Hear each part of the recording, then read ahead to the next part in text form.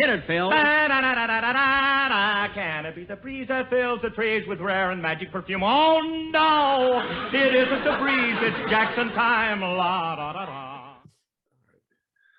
Well, hello again. This is Buck Benny speaking. Welcome to another of our 1947 presentations of the Jack Benny Show and the Phil Harris Show from the exact same day that year. And then we also have, of course, we jump back to 1937 and get the 1937 episode.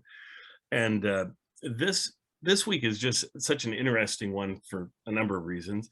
The first reason is that Phil's show from this week is missing and we don't have, I mean, nobody has it. It wasn't, I don't think it was actually created for this week. So we have Jack's show, and then we have Phil's show from next week that I put in here, but I put in here for a reason, because it sure seems like the writers had written this show to be on this night, right? Because it ties into Jack's show. They both actually have the same title of the show. It's about leaving, getting ready to leave on a trip, sort of thing. And the show after this will also tie in a week off to the Jack Benny Show. So it's good to get them actually linked up with the shows that they do link up with. And next week we'll even have Jack as a guest on Phil's show. So that should be a fun thing to look forward to. It doesn't happen all the time. And I think, if I remember right, next week's Jack's a guest, but if it's the one I'm thinking about, Jack's only on. He's not like a Kitzel type bit on the show, maybe 2 minutes or something that he's on there. I think I want to say there next week they'll be on the train, and like Phil runs into like opens the wrong berth and there's Jack or something, and then Jack says a little bit with him and then closes it and moves on, and we never see Jack again. So but it's fun with these early episodes, and that's why I like to present them together with Jack and Phil, in that they did a lot more playing with each other's shows than they did later on. Later on, they eventually won't even mention each other's shows because they're one on separate networks, because right now they're on the same network for a while, and then they end up on separate networks, and then they even have it where Phil eventually leaves Jack's show, and the characters that have the names from Jack's show on Phil's show the names are changed. I mean, Frankie Remley changes the name to Elliot Lewis because they don't even want him to mention the name on the show. So they become almost animosity sort of happens between the two in a way eventually. But right now they're tight together, and I would think Phil's just like in seventh heaven, because it's like Jack not only let him do his show and said, yeah, go ahead and do your own show, you can also do it right after my show, so take my audience right into yours. And Phil, in every interview I've ever heard Phil talk about it, he's always thankful to Jack that happened. And it made it where he had to leave Jack's show like 15 minutes early to be able to get over to his show, warm up his audience, and get going into his show. So for us as fans of Jack's show, it's a little bit of a detriment to Jack's show that they did it this way. I almost wish they wouldn't have, so that we could have had Phil appear for a whole 30 minutes on Jack's show every week, and then Phil just did his show on a different night. Would have been like Dennis. I mean, Dennis, we don't notice ever that Dennis has his own show. I mean, it's mentioned, but it's not like it impacts Jack's show in any way. Anyway, so oh, and I forgot to mention our last one. We did one on last week. We were doing the Egg and I, and as they were doing the Egg and I, at the very end of it, Phil's character is Zeke, and they're saying, all of a sudden Jack says, well, where's Zeke? And Dennis says, I just love Dennis's line. Dennis says, oh, he had to go do his own show. He's got his own show, joking that Zeke has his own show when it's really Phil Harris, of course, has his own show. And then Dennis says, but I'm good until Wednesday to be here. So yeah. And I thought that was great, because of course Dennis's show is on Wednesdays. So what a fun little, I just love that inside humor sort of thing that they can play off of each other's shows. Anyway, going with this one, this of course has the Colmans on it. We love the Colmans whenever they're on one of Jack's episodes. Let's just go around and just talk about the Colmans, and you can mention this episode specifically, or just the Colmans in generally, and what you kind of how much of an impression you think they have on the show, or whatever. Kathy, you go first. What's your thing with the Colmans? Well, just in general, the having the Colmans be characters on the eventually returning characters on the Benny show is just a genius move. It's one of the smartest things they ever did, because Ronald Colman's sort of pretentiousness as a British actor who has his own huge ego, and can summon all that disdain of Hollywood against Jack Benny is so funny. And then the brilliance of his wife Benita, who had really had to take her career in Hollywood, had been virtually nothing, and so here she was an accomplished actress, and for her to be this delightful comedian who can work between the two, it's just what makes this post-war era of Benny shows so brilliant are the happy happenstances of this stuff coming together.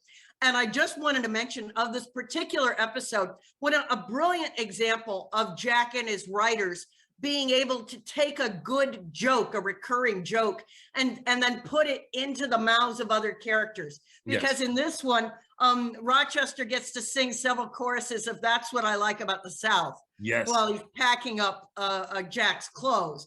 And the Colmans, I believe this is the episode they end up having to ride in the Maxwell, don't they? As I said, so they get to complain bitterly about the car. So the show almost wrote its own jokes. You add the characters and shake them like a Yahtzee, can, and they're, so that's, and then exactly what I was thinking too. It's like as soon as you say, oh, they're going to be in the Maxwell, you're like, oh, we can do 20 minutes on that. I mean, it's so easy.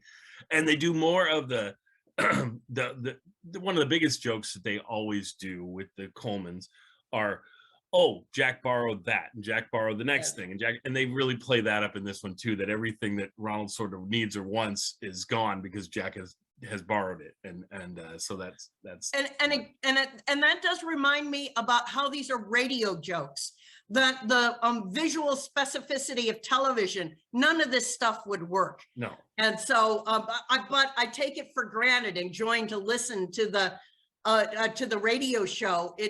I have to stop and think, oh, you couldn't do that on television. Yep. Oh, you couldn't do that on television. So well, and I just feel we're so lucky that the Colmans appeared on Jack's TV show only once, because unfortunately Ronald Colman would pass away fairly quickly after that. But I'm glad that they had that at least one appearance on his TV show that we can refer back to and things. I don't think we've ever presented, and I'm not sure if we actually did that one or not. No, I don't think so. So at some point we'll definitely do that show, because I just think their legacy is so important to Jack. The other thing I was going to mention with the Colmans, but it's not just Colman specific, it's lots of things at Jack's show, is you could have the Colmans come on the very first time, back in, I think it was 45 that they appeared the first time, 45, 46, sometime in there. So we're still fairly early in their appearances in 47. But you could have appeared once and go, wow, we made a really good show. They were a great guest. That was really cool. And just move on and never come back to them, right? Jack's writers and Jack himself were so good at going, oh, that can be a recurring thing. That can be something where let's ask them if they can keep coming back. And so often not much gets laid on the floor when every once in a while you'll have an episode where they introduce some cool thing and you go, boy, that would be neat, but I've never heard that again. And it becomes just a one-off. But majority of the time, if there's a really solid performance by any actor, by anything, they bring that back over and over again, and sometimes too much, but I'd rather have it fall that way than the other way, and not having this. And an interesting footnote is that Ronald Colman didn't want to do this. They had to do so much persuading. His ego had gotten so big by that point and he's going, oh no, I can't do comedy. I can't lower myself to, oh no, they'll make me ridiculous. And it took a whole lot of this. I have from his daughter's biography. of him, that it took a whole lot of convincing from agents and from Benita to get him to do it. And eventually he would get kind of jealous of all the laughs that Benita would get. I mean, he totally needed to be that big guy. So. Well, and for him and for Benita, it gave them a whole nother dimension to their career, their later career, because it would eventually lead them to get their own series on the Halls of Ivy, which ran for many years and was a very successful show in of itself. And there are lots of episodes available out there. So if people want to check out Halls of Ivy, it's a fun thing to get a little more into their characters and kind of almost a dramedy sort of thing for the time, which was really interesting, of them working at a college and that sort of thing. And definitely comedy elements in it, and mostly, a large amount of it comedy, but some of it, they dealt with a few more issues that were serious issues and things throughout the episodes as well. John, go ahead. I wonder if there was any insecurity with Ronald Colman about doing comedy also, because I know at one point they wanted Ronald Colman to fill in for Jack when Jack was sick. That when that one year where Jack was sick for several episodes, they wanted Ronald Colman to fill in, but he was going to, and then bowed out at the last minute, and they got Herbert Marshall to come in instead, a sort of Ronald Colman-esque type person. So I wonder if not only it was his ego, which it probably was too, because he was a big star, but also maybe like, can I even do comedy kind of thing? Can I do it? Can I sustain a whole show as a replacement for Jack? Well, that's amazing too, that happened. You would think that something like that would happen, and you go, okay, we're not going to try for Colman again, or we'll move on to the other things. But to have that happen and then come back and really try and reach out to Colman and then get him involved again in the Jack Benny show shows something as well. He might have used, maybe he was on a film shoot, because he was still making movies. So that's a good question. I'll have to go do some research, see what I can find. And do you guys know where the neighbor thing came from? Because the fact that Ronald Colman is Jack Benny's neighbor is the greatest idea that they've had in the whole series. And I feel like maybe they were even referring to that before he ever came on the show, just as sort of a joke where it's, so like first they just joke that Ronald Colman is his neighbor, and then they bring him on to play that role. Which makes sense. Then that's why they kept on him, because you couldn't change. He'd already been joked about it. That was his neighbor. And so it's like, oh, well, we got to get Colman. We can't get somebody else and say, oh, they moved into Colman's house. I guess you could have. No, I agree. And and it's great that like you can have Ronald and Benita on 5 consecutive episodes and it'll be great. Or you can miss them for 2 years and then they'll come back and do 1 episode and it's still great, and it's not forgotten. And so I think that's one of the fun things about it is, you never know when they're going to pop up. Right.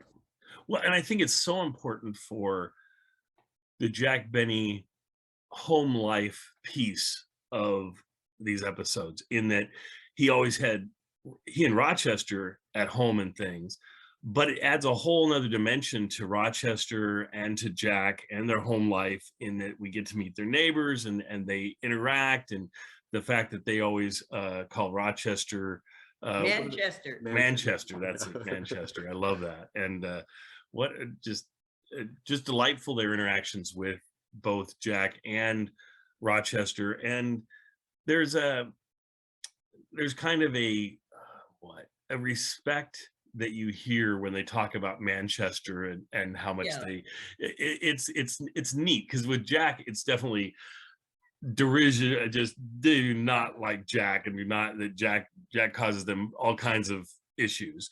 But Manchester, who's Rochester, is not that, and is helpful to them, and they respect him and are kind, and it's just kind of again puts pressure on that whole Benny Rochester thing of saying, well, really Rochester is probably the smarter and better of the two, however you want to look at it. And so which is a whole flip on the racial dynamic between the two, and which I love, and people need to recognize that, because just like we've had Eddie, his son, on here to talk about it, sometimes it just gets stereotyped into, Rochester is Jack's servant, and it's like, no, it's more than that. It's as a person, he is portrayed as this deep individual who is very intelligent, and it's a wonderful portrayal. So anyway, and this adds to that. All right, let's go ahead. Before we run out of time, I wanted to, add on to what you were saying about the Phil Harris show, because I agree that these episodes where they're tying in with the Jack Benny show are the greatest. And you can tell they're excited about this program, and I love the references back and forth between the Jack Benny show and the Phil Harris show. And in this one, I thought it was such a great callback. A couple episodes ago, Jack Benny does a joke that flops. He says, "Phil, I need you like a moose needs a hat rack." Doesn't get a response. And so, Jack's referred to it on his own show a number of times now, even on this episode. I think every episode so far since then, he's referred to it. But go ahead, keep going. Exactly. And so now here on the Phil Harris Alice Faye show, Alice does a reference to that joke on this program, which is hilarious.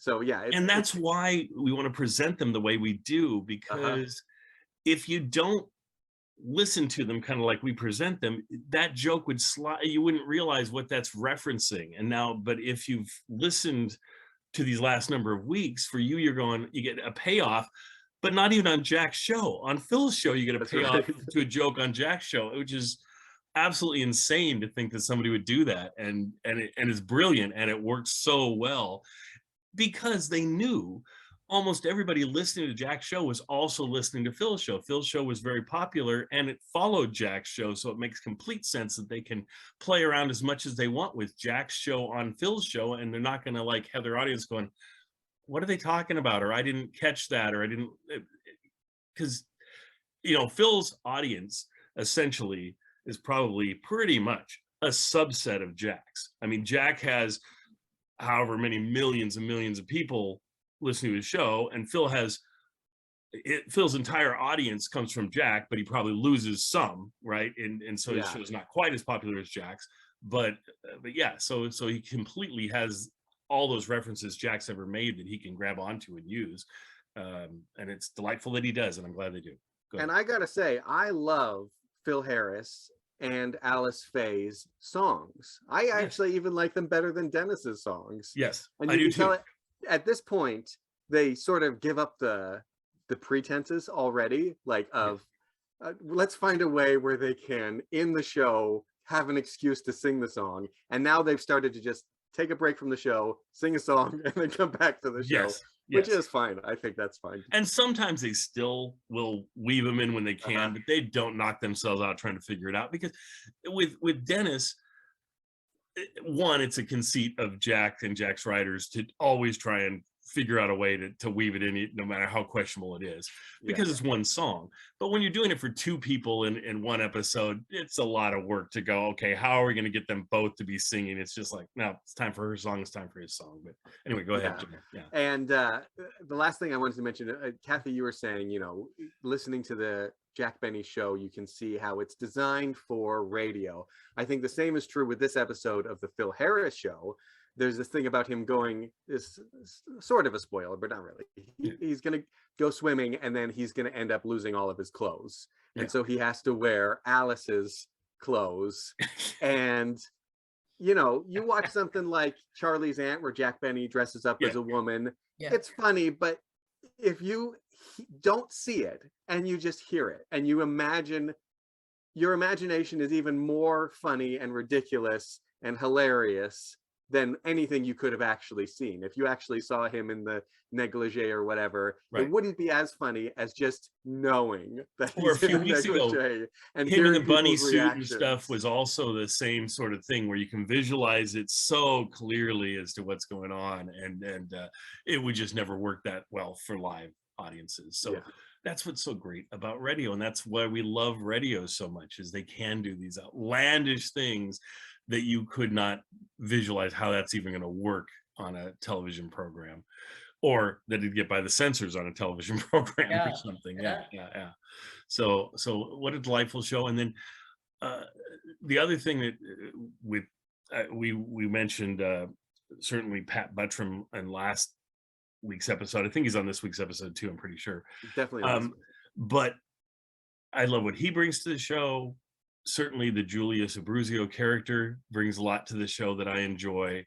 Frank Remley becomes half the show eventually. I mean, at this point, he's a strong character, but he's still a character. And then the daughters are just so delightful whenever they're in these.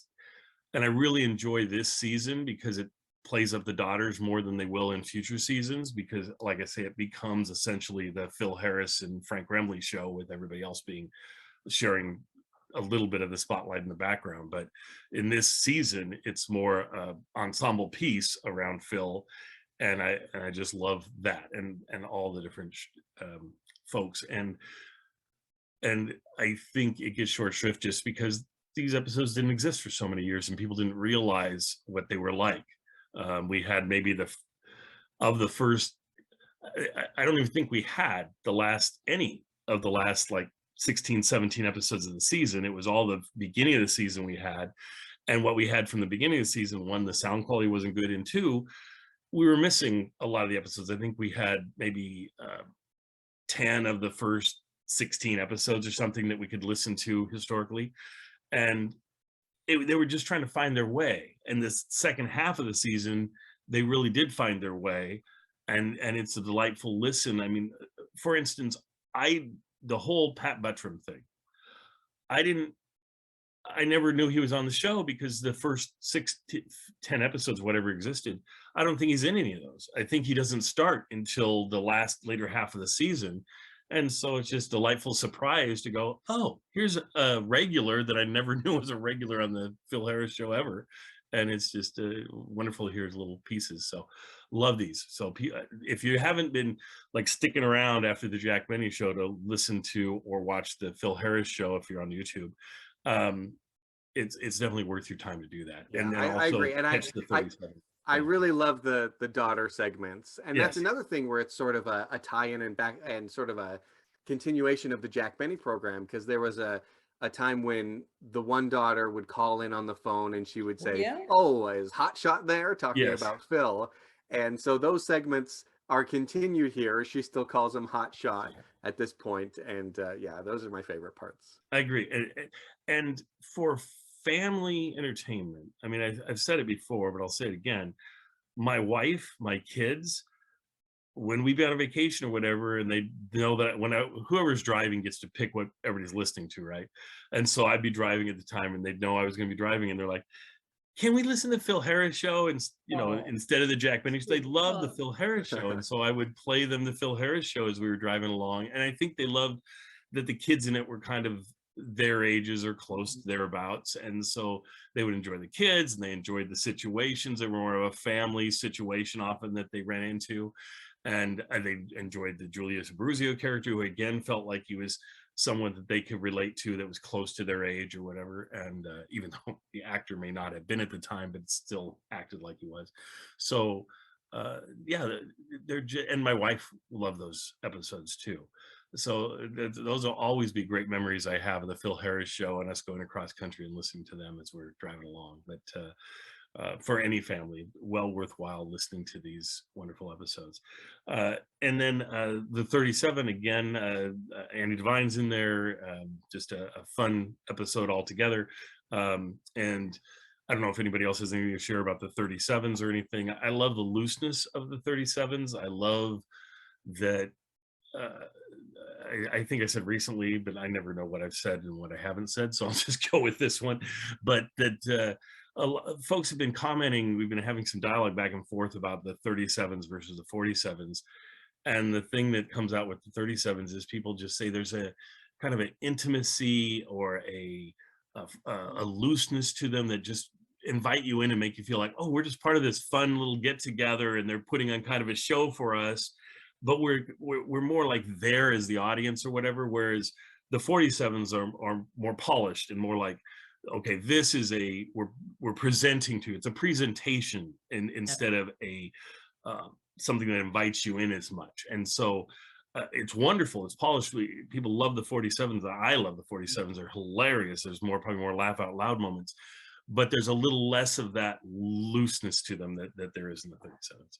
Kathy, would you kind of agree with that? No, that's such a great point, Daryl. Yeah. And you can even see it in the few pictures of how they broadcast the show. The 37 ones, the Jello years I've seen are on a much smaller stage, whereas the Lucky Strike years are on a much, Huge sort of stage, bigger, yes. a huge stage, and sort of invites with a bigger sounding orchestra, and really sort of invites that, hey, we're a big show now. So that's a great. And I think too, just the physicalness. I mean, just instead of being like you see on the Jello years, that usually have two actors that are acting on a scene, pretty much, right? And those two actors would be within, I don't know, 5 feet apart at most. It'd be like maybe 4 feet or 3 feet apart. On the when they go to the Lucky Strike, all of a sudden it looks like they must be at least 12 feet apart, 15 feet apart. That's gonna take away a little bit of that intimacy of acting off of each other, because you're so far away from each other. And then Jack doesn't have the best vision to begin with, I don't think, because he's got those big glasses. I don't know if he can see the person. I mean, because I think of myself, my vision's not so great. So if somebody was at the other microphone, I'd go, they'd be a little blurry, and I'd be like, is that Phil? Or is that, There you go. Anyway, That's why whenever he talks, he says, "Oh, Phil!" He's just figuring it out. he doesn't remember who it's gonna be. That's right. Anyway, I hope you enjoy all three of these. Just a wonderful set of shows. Remember, of course, on YouTube, I sync the script to the original script and the show, so you get a chance to watch it and read along with the script as I do that. Some people are just loving that. I'm getting so many great compliments on doing that. We'll keep on doing it. I keep streamlining it more and more. And I think I did the last one in maybe like 15 or 20 minutes, so it's not too bad. I can sit down there and just kind of fast forward through and go. But you're doing a great service to Benny fandom. Thank you.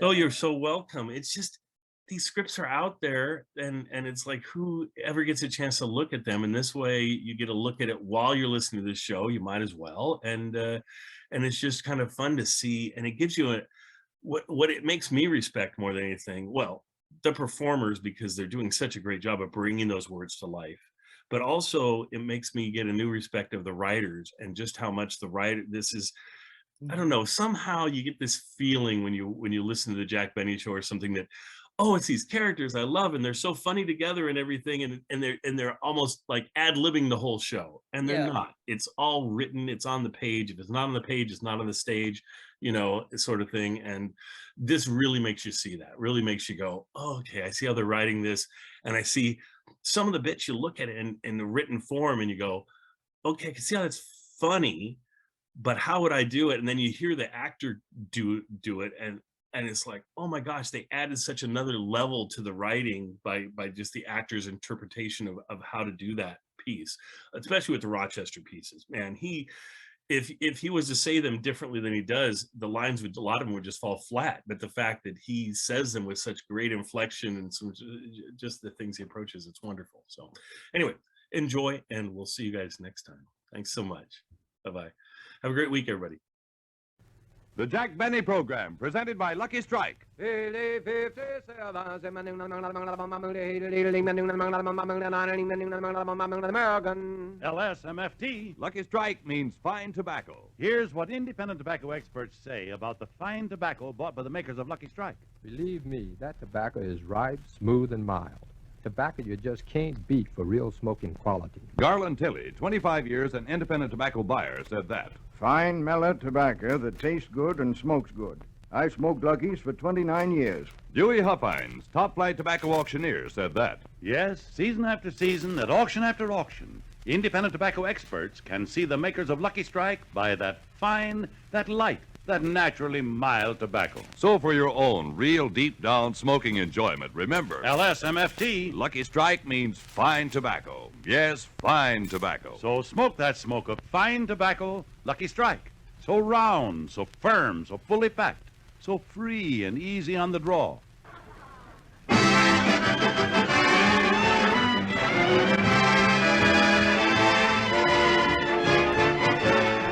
The Lucky Lucky Strike program starring Jack Benny with Mary Livingston, Phil Harris, Rochester, Dennis Day, and yours truly, Don Wilson.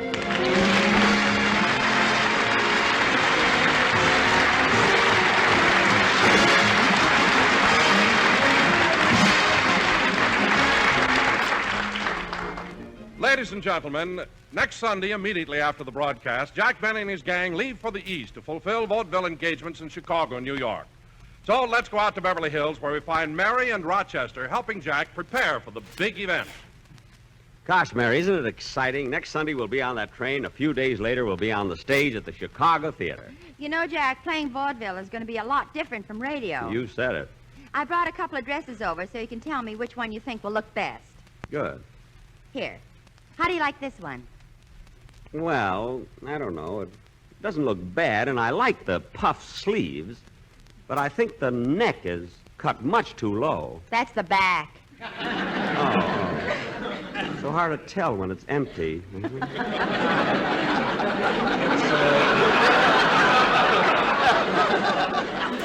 Let's see the other dress, Mary. Okay. How about this one? It has a rainbow sash, a peekaboo waist, and... No, don't bother, Mary. I've changed my mind. I'll wear a tuxedo. I mean, that stuff doesn't get laughs anymore, you know. But you know, Mary, it's going to be fun getting back on the stage again. What are you laughing at? Did you hear what Fred Allen said about you last week? No, Mary. What did he say? Well, he said...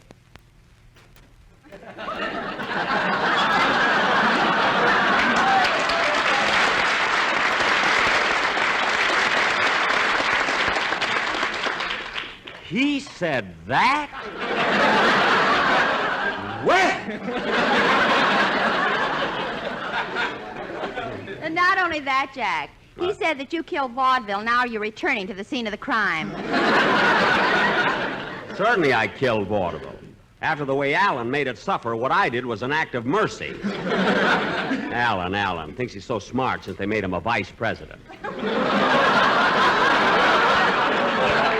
Anyway, in spite of what Allen says, when we get to Chicago Theater, we're going to have a terrific show. Which reminds me, Rochester, did you buy the new strings for my violin like I told you to? Uh-huh. I couldn't decide whether to get you the wire strings or the gut strings. Well, why didn't you ask the man? I did, and he said, take shoelaces. Nobody will know the difference.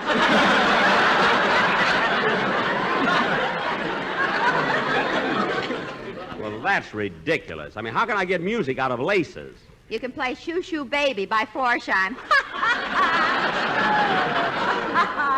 Oh, Livy, paint your eyes red. You're another Phil Harris.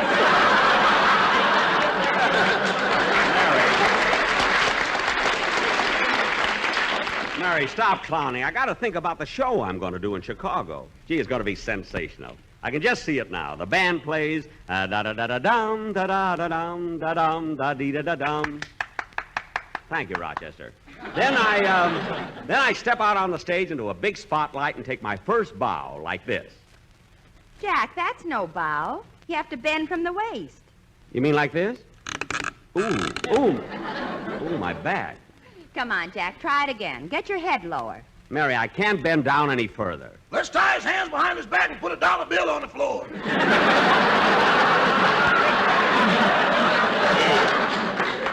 Well, never mind, Jack. You can practice bowing later. Straighten up now. Okay. Ooh, gee, it isn't like it used to be in vaudeville. Gee, I can't straighten up. I mean, I can't stay bent over like this. Rochester, don't stand there. Do something. I'm thinking, boss. I'm thinking. I got it. What? As long as you're in that position, let's go upstairs and bring down the trunk. Now, cut that out. Mary, this is all your fault. There, I'm all right now.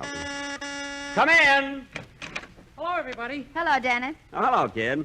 Hey, you should have been here a couple of seconds ago, Dennis. I was bent over and I couldn't straighten up. Gee, that happened to my father once. He bent down to lift something and he couldn't straighten up again. Why, what did he do? Or what did you do, rather? Well, my mother tied his head to the radiator and his feet to the bed. Yeah? And then she took her arms and pushed down on him and pushed, when all of a sudden, boing! Gee. Vertebrae flew in all directions. Well, Well, look, kid, I'm getting ready to do a stage show, and I want to get my act in shape. Have you got any ideas? Well, last summer I wanted to give my voice a rest, so I formed an adagio act and I went on the road. Dennis, you did an adagio act? Yeah, but I had to give it up. Well, you weren't strong enough, huh? Oh, I was plenty strong. I'd take the girl, whirl her around my head, and then throw her. The first time she broke her arm. Then she broke her leg, and then she broke her nose. I felt awful about it. Well, that doesn't sound like your fault, Dennis. Maybe when you threw her, the other fellow didn't catch her right. Oh, other fellow!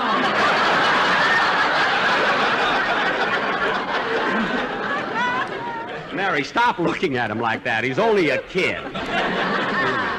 Say, Jack. What? Rochester is so anxious to go on the stage with you. Why don't you let him do a song? Hey, that might be a pretty good idea. How about it, Rochester? Oh, boss, forget it. No, Rochester, don't be bashful. Now, come on. I mean, you might be swell on the stage. Come on. Let's hear you sing a song. Maybe we can put it in the show, huh? Okay. Go ahead. Won't you come with me to Alabama? Let's go see my dear old band. She's flying eggs and corn ham. That's what I like about the South. There you make No, not that number, Rochester. No, there's a never shake. Rochester, not that number. That's what I like Rochester, that's Phil's Did you song. hear the place called Leo? It is. Rochester, look, wait a minute. Wait a minute. That's what I like about the South. Wait a She's minute. got backbones and butter. Wait a minute!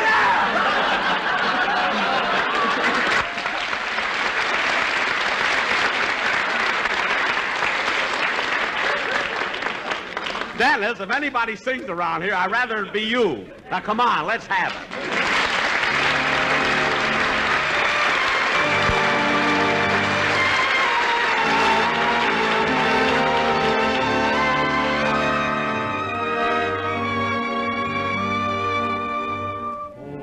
Oh, how we danced on the night we were wed. We vowed our true love. Oh, a word wasn't said. The world was in bloom. There were stars in the skies, except for the few that were there in your eyes. Dear, as I held you so close in my arms, angels were singing a hymn to your charms. Hearts gently beating were murmuring low, my darling, I love you so. Could we but relive those few moments sublime, we'd find that our love is unaltered by time.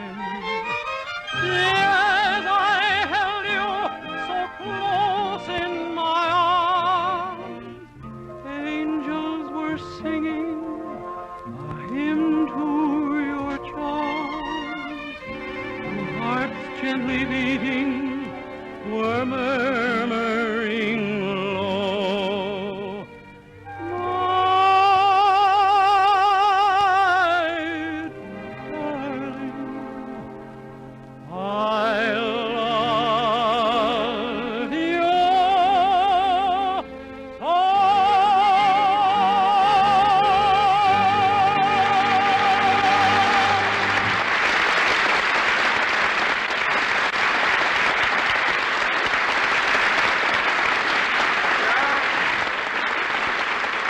That was very, very good, Dennis. That's a nice song. Say, boss, don't you think there's a place for me to sing a song on your stage show? No, Rochester. When we're in the theater, I want you to do just the part I gave you. Have you been rehearsing it? Yeah, all week. Well, let's hear it. Peanuts, popcorn, and candy.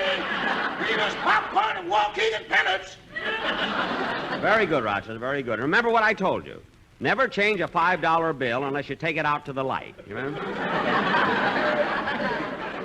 Mr. Benny, what are you going to do on the show? Oh, I'm going to do everything, kid. You know, master of ceremonies, a solo on the violin. And for the first time in my career, I'm going to do a tap dance.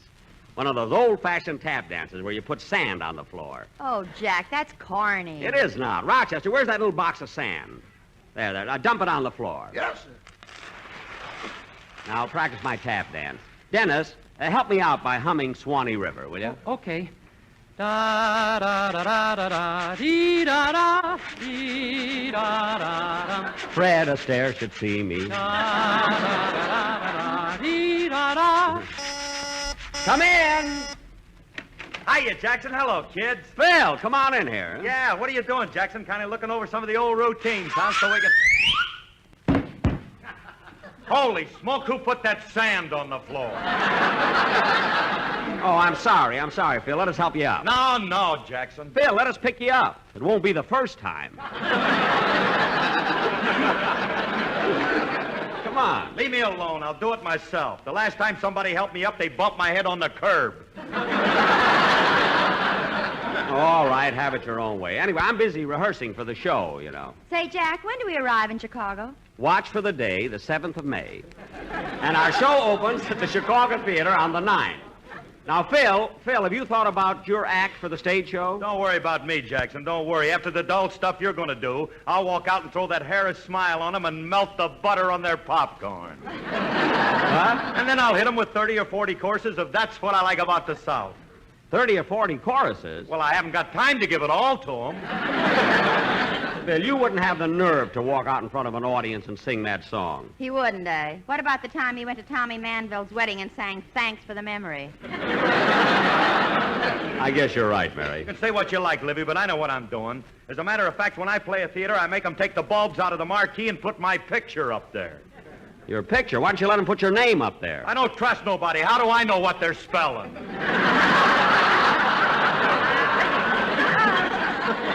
Oh, yes. I never thought of that. You know something, Jackson? I got to get that billing that I deserve. I'm a great comedian. Oh, fine. Some great comedian. He's got 2 shows on NBC, and he hasn't been cut off the air once.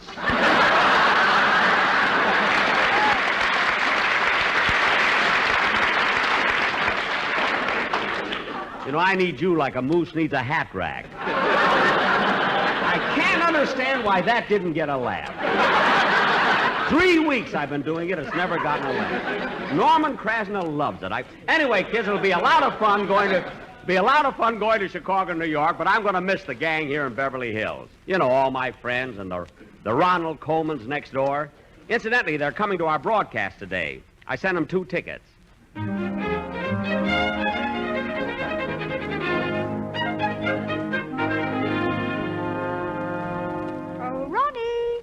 Ronnie, where are you? I'm here in the library, Benita.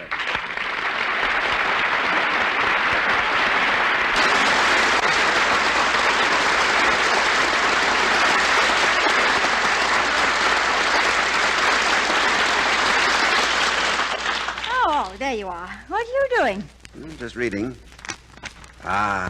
This is marvelous. Just wonderful. And so true, too. Oh, put away those reviews on the late George Apley. All right, darling, but I haven't read them yet today.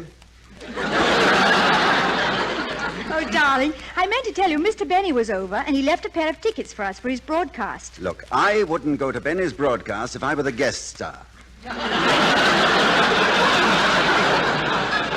By the way, when did he leave the tickets? When he borrowed your full dress suit. My full dress suit? When will that man stop? Next thing we know, he'll be wanting to borrow our piano. Oh, Ronnie, look in the living room. No, this is too much. That man drives me mad. If he hadn't borrowed my razor, I'd go upstairs and cut my throat. Oh, no, please don't. He's got our Band-Aids, too.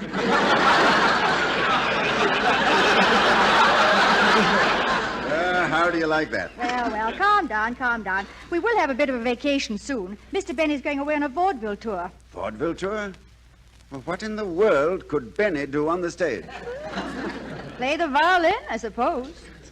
You mean that people will pay money to hear Benny play the violin? Yes. Huh. Say, Benita, let's you and I go out and join Spike Jones. Don't be so silly. Darling, pass me an apple, will you? I feel a bit hungry. Here you are. Thank you. You know, in his vaudeville act, Mr. Benny will have Manchester and also Mr. Harris. Phil Harris? Uh-huh. Benita, have you ever seen any of Phil Harris's musicians? Please, Ronnie, I'm eating.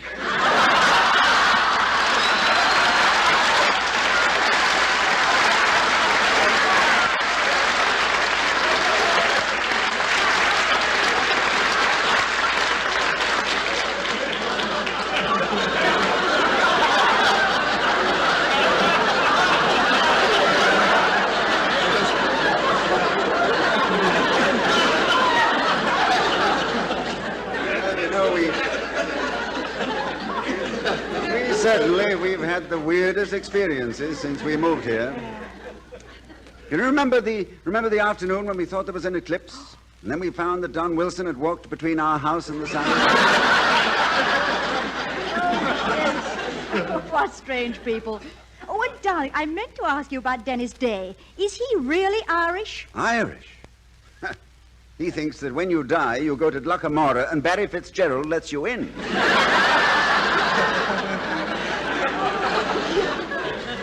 There's only one normal person in the whole crew.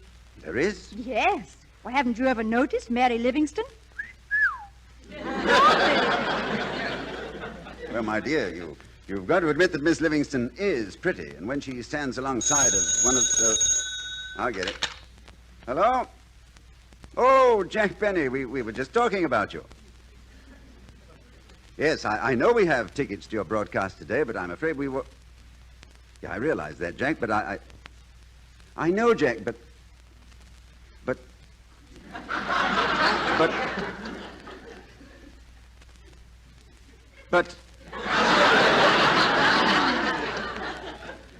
Well, that's all very well, Jack, but it just so happens that today we thought we'd stay at home. Well, Ronnie, you know I hate to brag, but all of my programs have been very good, and today's going to be one of the best. And you're lucky to be able to get some tickets because it's very hard to get. If you don't want them, there'll be plenty of other customers. I mean, people will be glad to use the tickets, so I won't take no for an answer, Ronnie. I'll even drive you down. My cars will be ready in 5 minutes. Goodbye.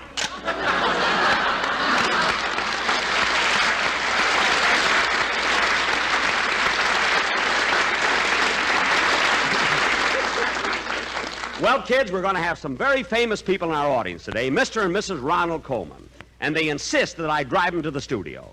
Rochester, get the car ready. Don't you want me to shave you first? No, I've already shaved. How come so early, boss? Well, now that daylight saving time is here, I get my 5 o'clock shadow at 4. Now, look, kids, today, let's try to do the best show we ever did. Oh, Jack, stop worrying. Don, what are you doing here? My quartet, too. Aren't you supposed to be down at the studio rehearsing? Why, yes, Jack, but we've got an idea for your stage show that I think will be wonderful, won't it, fellas? You mean for the quartet? Yes. You remember that old song, Chloe? You mean they have an arrangement of Chloe? Well, come on, Don, let's hear it. All right, take it, boys.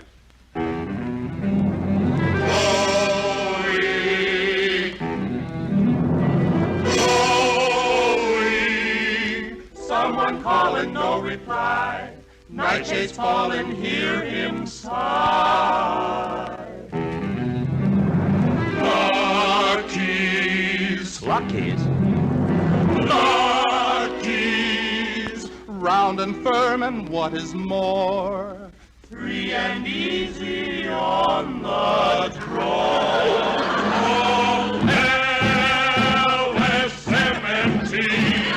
I gotta go where you are. LSMFT, no matter how near or far. I'm roam through the big plantation, searching for you.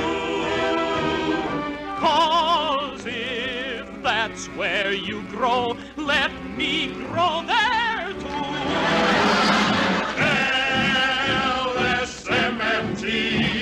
I gotta go where you are. could be too far. I'll go by car. Smoke and find tobacco. Buy them by the packle. LSMFT. I gotta go where you are.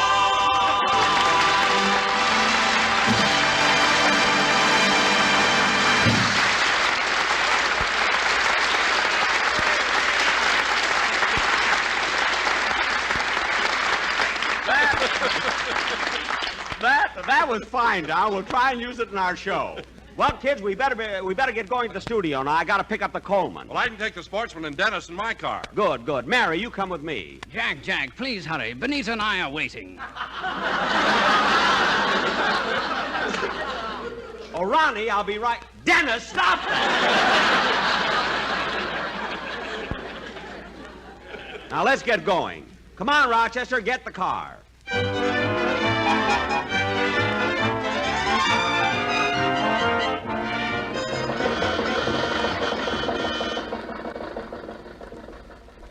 You know, Benita, riding in this car is the most embarrassing thing that's ever happened to me. I know how you feel. Look at all that dirt on the floor. I don't mind the dirt, but the weeds are so high.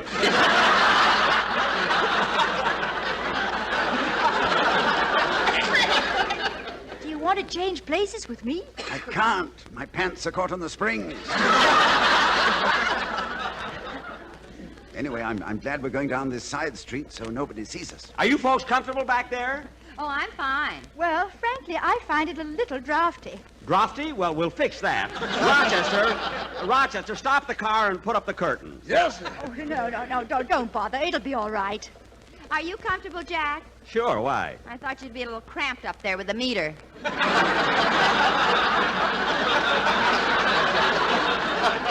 Oh, stop with that. Say, Jack, is this an English car? An English car? Yeah, I notice the steering wheel is on the right. Oh, no, it's just bent that way. Oh, I see an accident on Hollywood Boulevard. No, a struggle on Mulholland Drive. Rochester, now don't drive so fast because... Oh, look, there's Greer Garson. Hello, Greer. Look, she's waving at us. How are you, Greer? Goodbye, Greer. Benita, you and Ronnie can sit up again. We've passed her. Thank you, Mary. Jack, do we have to go so fast? There's an awful wind back here. There is? Yes, Benita, it's lucky you brought your muff with you. My muff? Yes, right there on your arm. Oh, yeah, Mr. Penny, this must have blown off your head.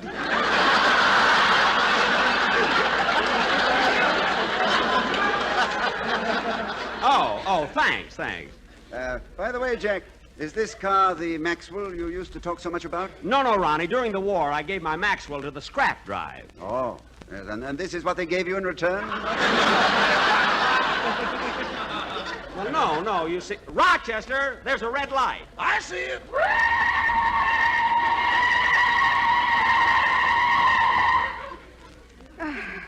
We made it, Ronnie. You can put your rabbit's foot away now. You know, folks, I think Oh, that... Mr. Benny, may I have your autograph, please? Why, certainly, of course. There you are. And you're Mary Livingston, aren't you? Yes, I am. And, oh, my goodness, this is a surprise. You are... Mr. and Mrs. Herman Schlagelmeyer.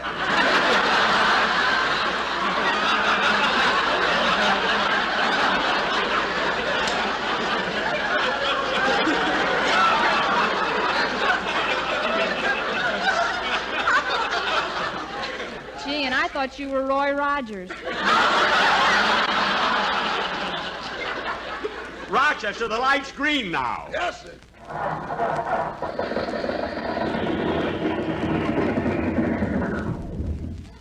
Hurry, Rochester, start the car. We're holding up traffic.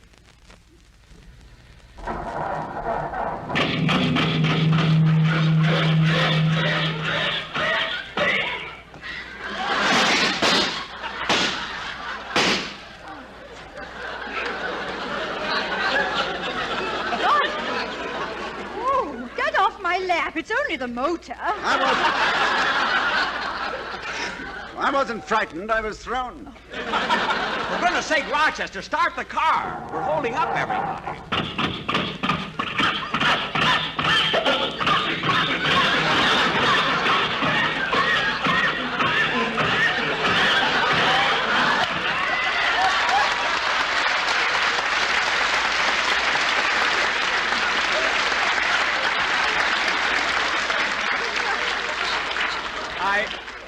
I can't understand why it acts like this. I've done everything for this motor. Have you had it vaccinated for whooping cough? Rochester, try it again.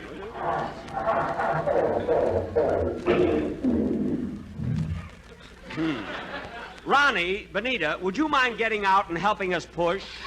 Get out and push! Mr. Benny, let me explain something to you. I didn't want to go to your broadcast. I didn't want to ride in your car. And as far as I'm concerned, if I never... Darling, look, we're stalled right in front of Raman's Chinese where they're showing the Lake George Aptly. Well, what are we waiting for? Let's go!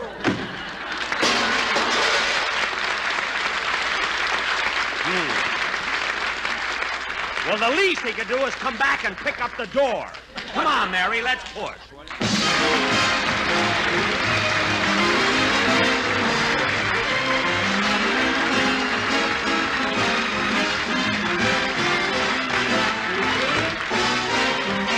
Jack will be back in just a moment, but first here's Basil Rysdale.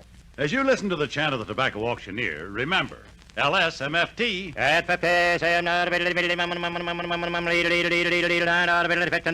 American. Lucky Strike means fine tobacco. And fine tobacco is what counts in a cigarette. So listen to the words of a man who really knows fine tobacco, Mr. Carl Hartfield of Greensburg, Kentucky. For 29 years, an independent tobacco buyer. He said, at auction after auction, I've seen the makers of Lucky Strike buy fine tobacco. Ripe, prime leaf. Tobacco that's got real smoking quality. I've smoked Lucky's for over 28 years. Independent tobacco experts like Mr. Hartfield speak from their own experience. For over the years, they have seen the makers of Lucky Strike consistently select and buy that fine, that light, that naturally mild tobacco. fine, light, naturally mild tobacco. Yes, you'll always find... LSMFT. Lucky Strike means fine tobacco. LSMFT. Lucky Strike means fine tobacco. And this fine Lucky Strike tobacco means real deep-down smoking enjoyment for you. So smoke that smoke of fine tobacco, Lucky Strike. So round, so firm, so fully packed, so free and easy on the draw. I want to take just a moment to tell all of our friends in Texas and New Orleans that we're leaving by plane tonight, and we'll be with you in Galveston on Monday, Houston on Tuesday, and New Orleans on Wednesday to put on shows to raise money for the relief of the Texas City victims. I know you'll all give this your full support. Thank you very much.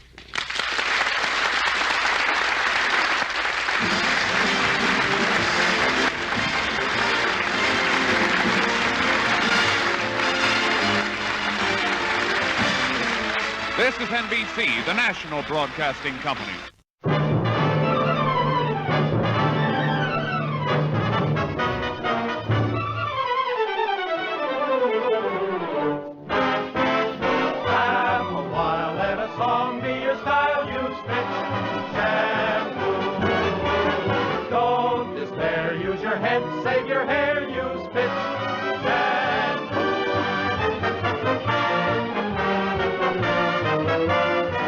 The F.W. Fitch Company, makers of Fitch Shampoo, presents the Fitch Bandwagon, starring Alice Faye and Phil Harris.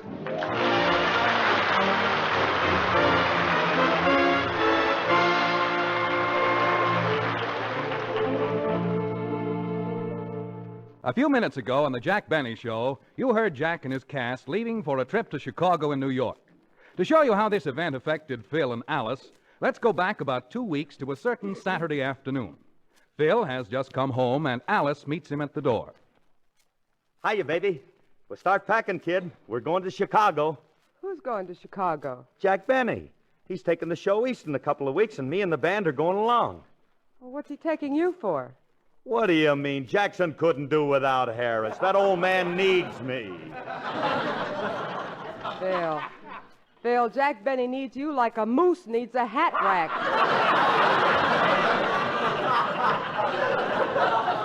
Look, sister, if you're going to steal them, steal a good one.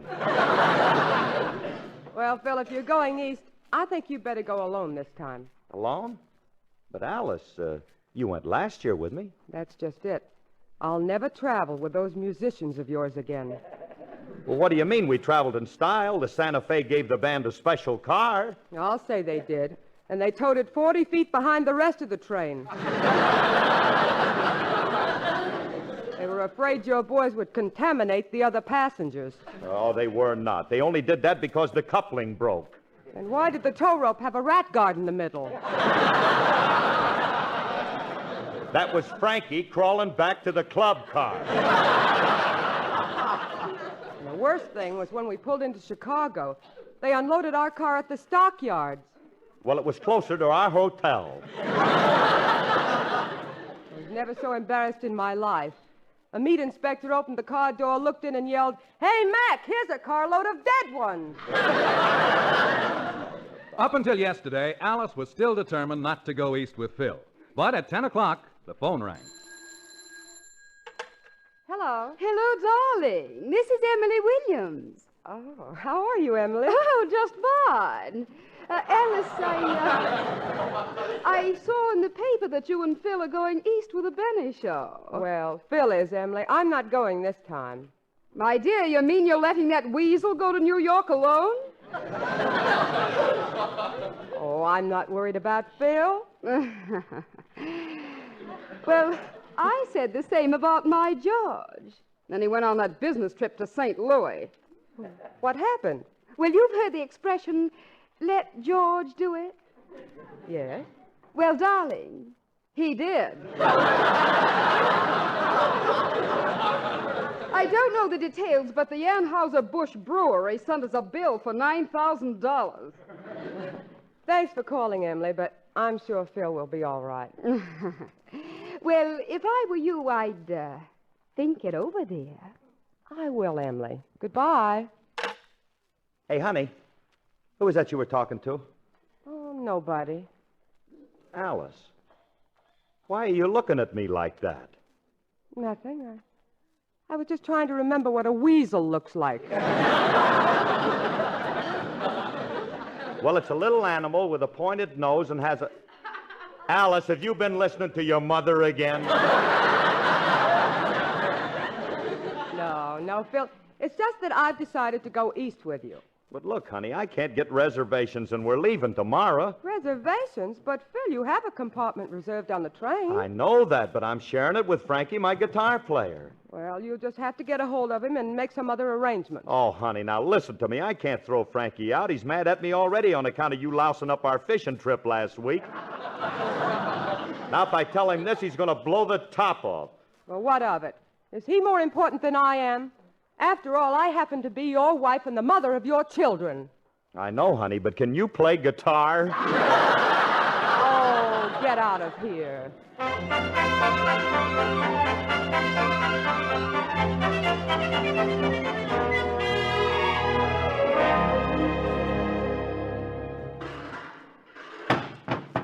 Groceries. Oh, hello, Julius. Just put him there on the table. Sure, Miss Fay.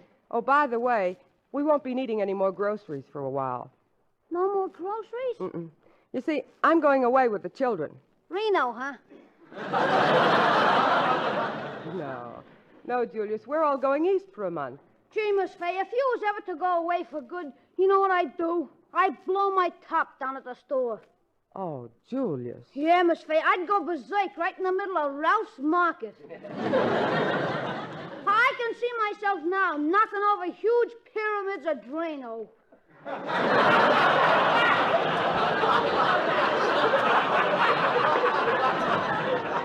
Yeah, and clouting old ladies on the head with salami. And when it's all over, there I am, laying prostrate in a grisly pool. Of blood? No, bluebonnet margarine. Well, Julius, you shouldn't feel that way. I'll be back. Yeah, but gee, Miss Fay, I'm going to miss you something awful. These fleeting moments with you have meant everything to me. They have? Yeah. They've brought me real comfort and eased my suffering. Made it possible for me to walk through life happy and carefree. Oh, Julius, that's a beautiful thought. Yeah. I read it off a box of Dr. Scholl's foot pads.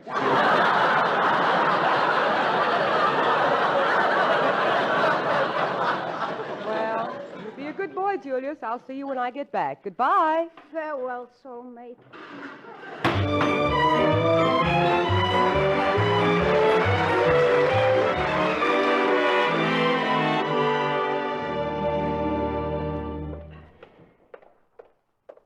Well, here's Frankie's apartment. I wonder if he's still mad at me. Oh, well. Here goes. Who is it? It's me, Frankie. Filthy.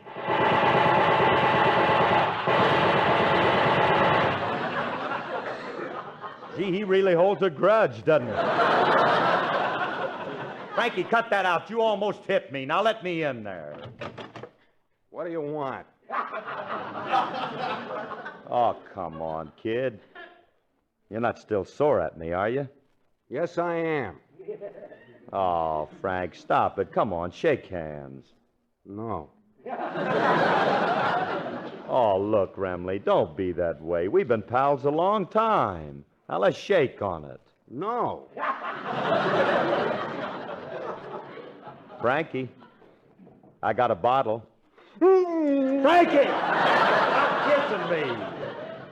I'm sorry, Curly. I was overcome. What's in the bottle? Clorox. Good. I'll get the ginger ale.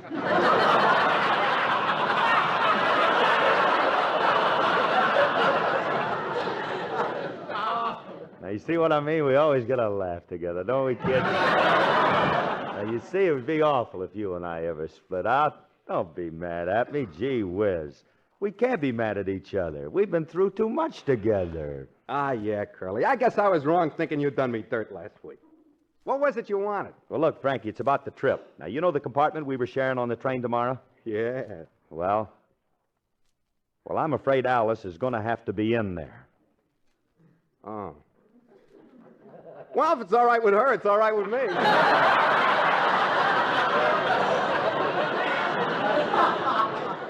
Look, Frankie, I'm sorry, but you're going to have to get out of there, pal. Pal? That's right. Now, look, I'm taking Alice and the children on the trip. Oh, brother, that train's going to be lousy with Harris's. And that's about as lousy as you can get. Now, stop that. I'm the leader. Me and my family are going to take that compartment, and that's that. But, Phil, what about me? How am I getting to Chicago? I've got you all taken care of. Here's your ticket. Let me see. This ticket good for one excursion trip to Yosemite National Park. Yosemite? Sure. That's only a short walk to Chicago. Oh, yeah, I forgot. They're both in Minnesota. Yeah.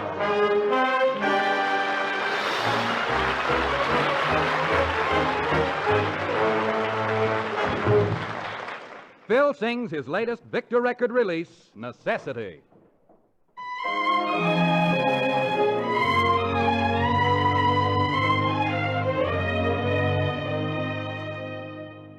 What is the curse that makes the universe so all bewildering?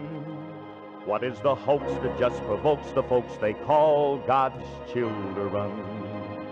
What is the jinx that gives a body and his brother and everyone around the runaround? Everyone to run around. Everyone to run around. Necessity. Necessity. Necessity. Necessity. That most unnecessary thing, necessity. How unnecessary. What throws a monkey wrenching a fella's good intention? That nasty old invention. Necessity. Brother, you so right. My feet wanna dance in the sun. My head wants a rest in the shade. The Lord says go out and have fun, but the landlord says, man, you rent ain't paid. Necessity. Necessity.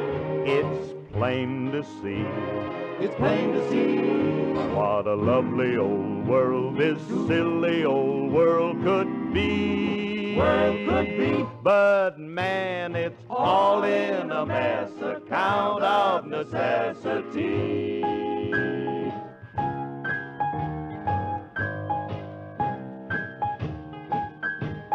Necessity will keep right on a chopper. Necessity. Now, brothers, let me tell you, there ought to be a law against necessity. The jail would never been there except for folks who sin there. Well, how did you get in there, Filthy? Necessity. Whole life, not your dreams for a loop.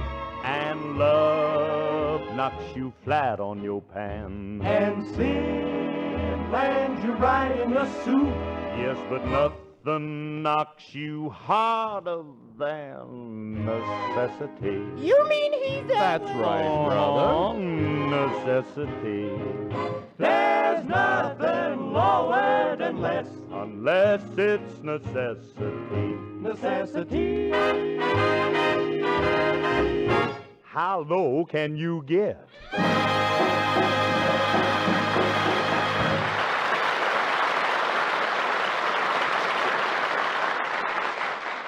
Bodily exercise is important, and authorities agree it's just as important to exercise your scalp.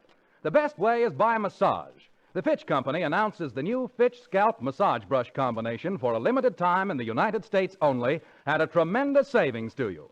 It's the famous Scalp Massage Brush combination containing a rubber scalp massage brush scientifically designed with 86 flexible fingers to stimulate the blood supply. A 6-ounce bottle of Fitch's new Quin Oil Hair Tonic blended from 5 essential oils to keep your hair well groomed. And a 6-ounce bottle of Fitch's Dandruff Remover Shampoo. Use the massage brush with Fitch's Dandruff Remover Shampoo for a reconditioning treatment that leaves your scalp invigorated, your hair clean and dandruff-free. Between shampoos, use the brush daily for a vigorous scalp massage. Fitch's Dandruff Remover Shampoo completely removes dandruff at the first application under a money-back guarantee. This money-saving combination is available at your drug counters in a convenient carry-home package. A $1.60 value for only 99 cents. Ask for Fitch's Scalp Massage Brush Combination.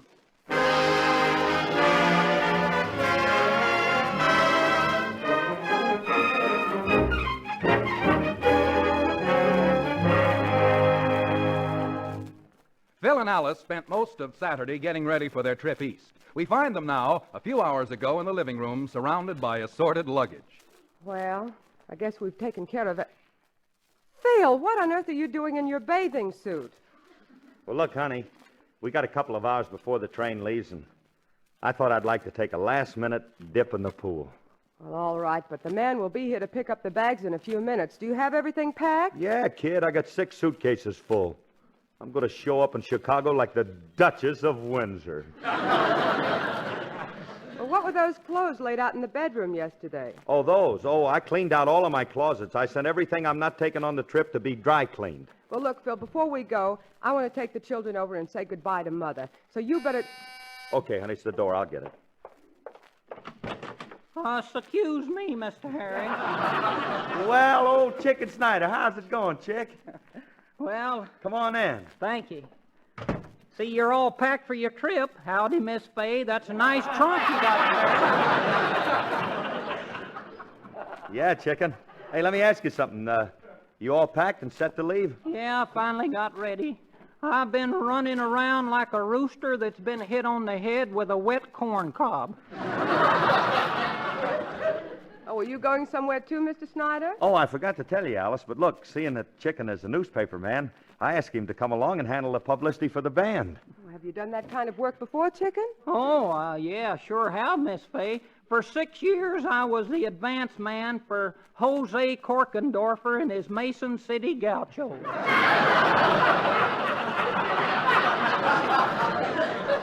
Were they pretty good, Chicken? Good. Couldn't be nothing else but good. On trombone, we had Sliphorn Quibner and Zooty Huckle-Knuckle on drums. Real farm boys they was. Corn huskers, all of them. Corn huskers? Yeah, I'll never forget one jam session we had. Marmaduke Trut. He got to riffing and a jazzing on Turkey in the Straw, and before we could stop him, he had shucked all the keys off of his clarinet. Well, if you go to Chicago, Mr. Snyder, what about your job with the Encino News? Oh, they'll get along all right without me. You see, I handle the vital statistics column, and I fixed all that. I just went down and postponed all the births and marriages. Well, that's fine, Chicken. Well, it's getting late. I'll see you down to train, folks. So long, Chicken. See you there. Goodbye, Mr. Snyder. Afternoon, Miss Fay. Look, honey, I'm going out and get my swim now, huh? All right. The children and I will go right to the station from Mother's. Okay, and then I'll call a taxi and I'll meet you down at the station. Hey, but what about the bags? Oh, you go on and take your swim. I won't leave till the expressman comes. And, Phil, if you go in the pool, don't get your head wet. Why not? You know how it swelled up the last time. Stop it, will you? I'll see you down at the station.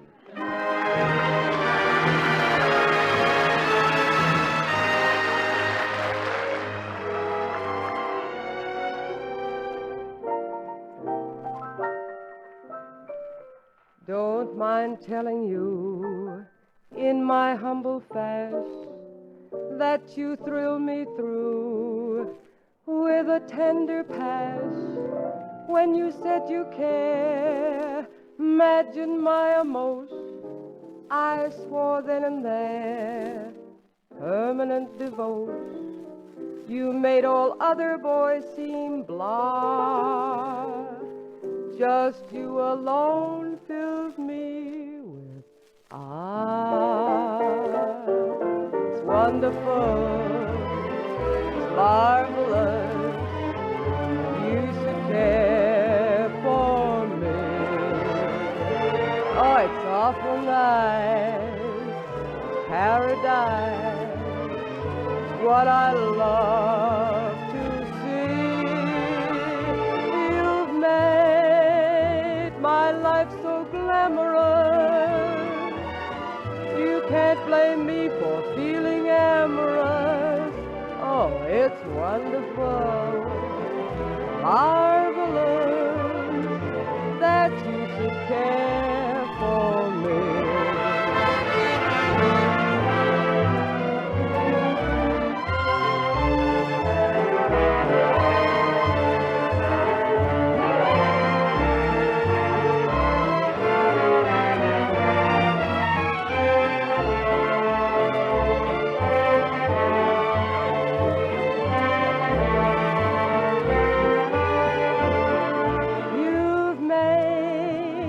My life so glamorous. You can't blame me for feeling amorous. Oh, it's wonderful, marvelous that you should care for me.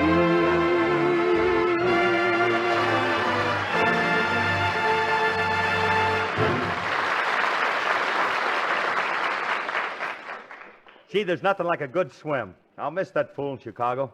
Hey, gosh, it's getting late. Well, I better get my suit out of the closet. Hey, that's funny. It's not here. Oh, well, maybe it's in this one. Gosh, that's empty, too. Now, where could I... Oh, my gosh, I packed everything in those suitcases, and all of my other clothes are at the cleaners. Oh, Harris, you knuckle-headed joker, you. Oh, well, it's not my fault. A beautiful creature like me is entitled to be a little stupid. But I can't go down to the station in a bathing suit. Let me see what's in Alice's closet.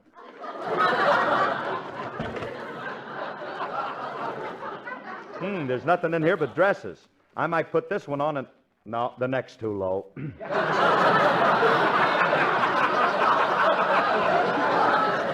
Hey, here's an old ostrich feather fan of Alice's. Maybe if I held it like this and ran sideways... No, that'll never do. It's too far to the station. Uh-oh, there's the taxi I ordered. Brother, what a spot to be in. Oh, I got it. I'll have the guy drive me to Frankie's, and then I'll borrow some clothes. But gee whiz, I can't wear just this bathing suit. I'll catch cold. I know what I'll do. I'll slip on this negligee of Alice's. Gee, it's a pretty thing, too. There. Are you the party that ordered the taxi?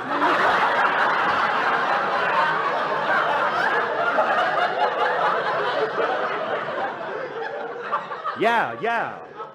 Hey, now look, driver, this is an emergency. Now, you'll have to hurry. Very well, madam. Which hospital? I don't want to go to no hospital. Oh, please, lady, not in my cab. Look, Buster, I ain't no lady. I'm Phil Harris. I see. You want me to go to a Turkish bath? Don't be so funny. Get this hack going. I'll tell you where to go. Very well. Hurry it up.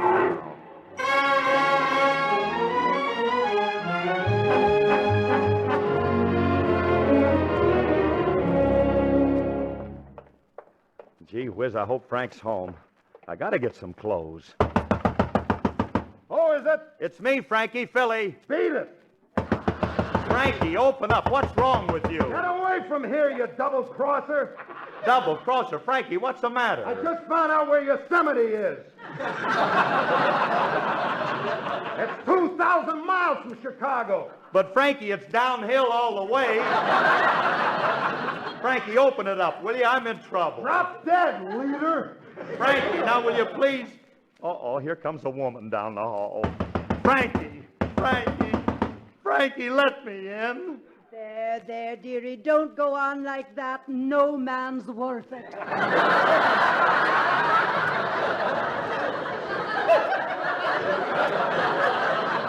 You keep your nose out of this.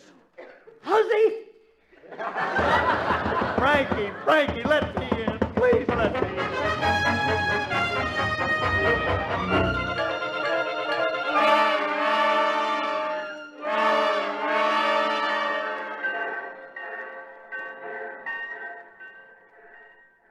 Mommy, it's getting late. When is Daddy coming? Oh, I don't know, Alice, but I wish he'd get here. Mommy, Mr. Benny and everybody else went down for the train. I know, Phyllis. Wait till I get a hold of that father of yours. Him and his last-minute swim. Now he keeps us waiting here for a half an hour and the train's about to leave. Oh, it's times like this I wish I'd been nicer to Rudy Valley.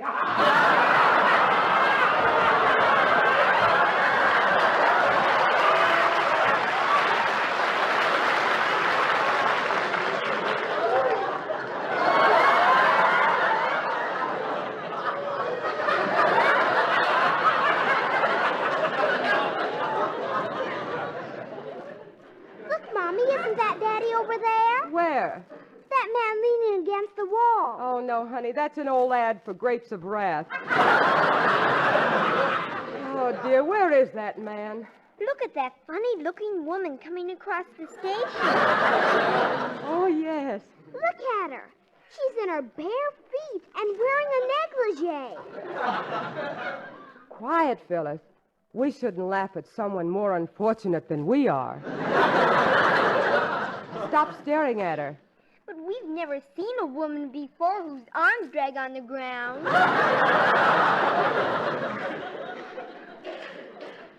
Look, she's going to talk to us. Oh, dear. Madam, is there anything that I can... Alice, quiet. It's me.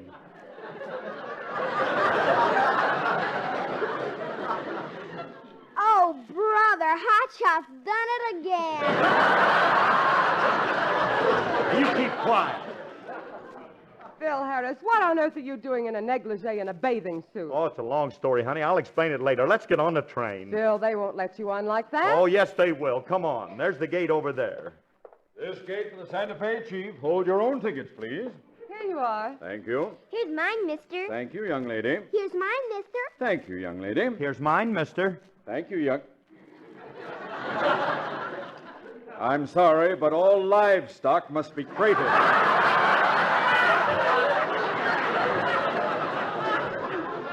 Now, you wait a minute, Bud. I ain't no livestock. Indeed. No, conductor, this is my husband. Madam, you have my deepest sympathy.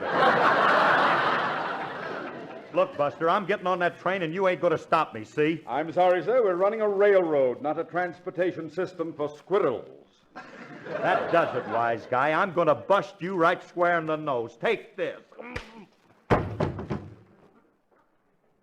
Phil, get up. People are staring. Well, Alice, just don't stand there. Have that man arrested. Arrested? Yes, the dirty coward hit a woman.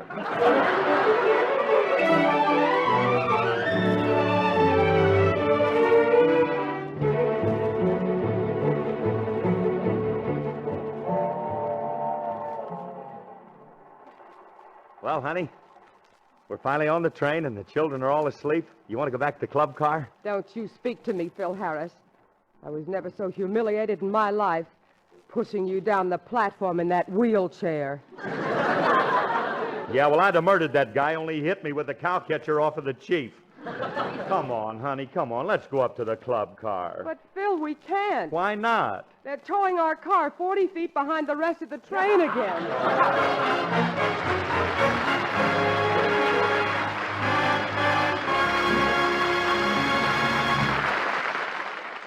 Alice and Phil will be back in just a moment. Almost everyone likes to do things the easy way, especially in maintaining hair health. That's why thousands are so enthusiastic about Fitch's rubber scalp massage brush. With its 86 flexible fingers, this handy massage brush provides a simple, more efficient way to stimulate scalp circulation.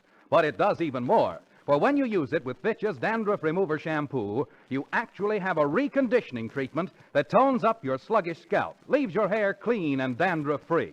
You get both the brush and Fitch's Dandruff Remover Shampoo in the new Fitch Scalp Massage Brush combination, available for a limited time only. This offer also includes the new Fitch Quin Oil Hair Tonic, blended from 5 essential oils for perfect hair grooming. You get all 3 in the new Fitch Scalp Massage Brush combination. First, the scalp massage brush. Second, a generous 6-ounce bottle of Fitch's Dandruff Remover Shampoo, guaranteed to remove dandruff. And third, a 6-ounce bottle of the new Fitch Quin Oil Hair Tonic. A regular $1.60 value in a convenient carry-home package, only 99 cents. Fitch is spelled F-I-T-C-H. Good night, everybody. We'll see you next week in Chicago. Good night. Laugh a while and a song be as bad as Don't despair, use your head to save your hair, use Fitch. Get the new Fitch Scalp Massage Brush combination in the convenient carry-home package. A regular $1.60 value, only 99 cents. Contains 1, a 6-ounce Fitch's Dandruff Remover Shampoo, 2, a 6-ounce Quin Oil Hair Tonic, 3, a rubber scalp massage brush, all 3, value $1.60. Special price for limited time, only 99 cents. This is NBC, the national broadcasting company.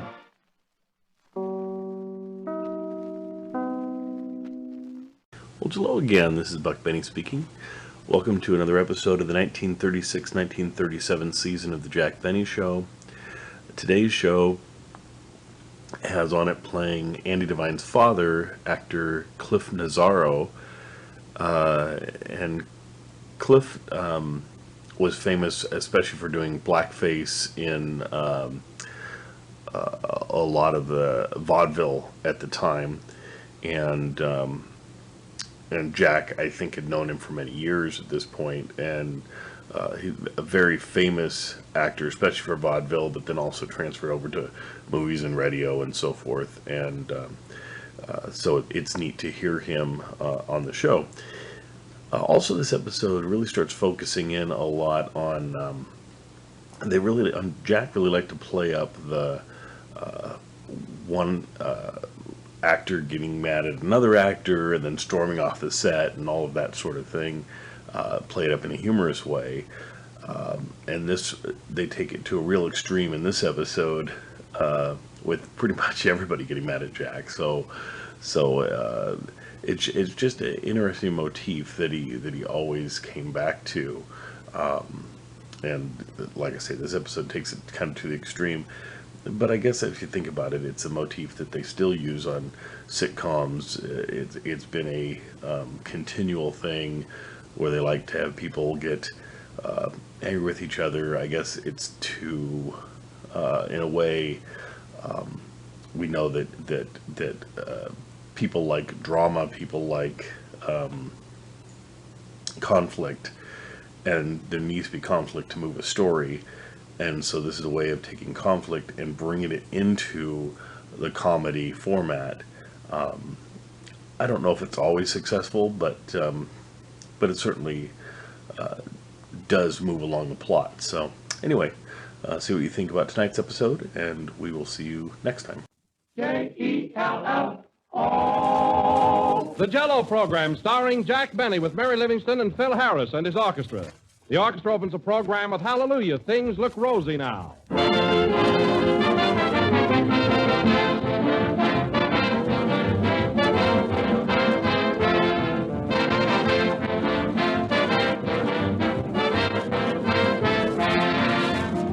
Spring is the time to wake up and live. Swing into the new tempo, go places and do things. And you have much more time to go places and do things when you depend on Jell-O for dessert. For Jell-O's so easy to make. No need to spend long hours preparing a complicated dessert. You can make Jell-O in a jiffy, and it's bound to make a hit. For everybody goes for Jell-O's refreshing flavor in a big way. So serve Jell-O soon for dessert in any one of its 6 flavors: strawberry, raspberry, cherry, orange, lemon, or lime. But be sure you get the real thing, genuine Jell-O. For no other gelatin dessert has Jell-O's extra rich fruit flavor. Order Jell-O tomorrow from your grocer. Ask for it by name and look for the big red letters on the box. They spell Jell-O. Hey, Mary. Mary, come here. Don't you love the way Phil wiggles around when he leads the orchestra? Look at him. Yeah, if he could only see himself. He sure is cute, though, isn't he? Yeah, but he doesn't have to show off so much. After all, it isn't television. Jack, quiet. Your microphone's open. What? Everybody can hear you. Oh, I'm sorry. I'm terribly sorry.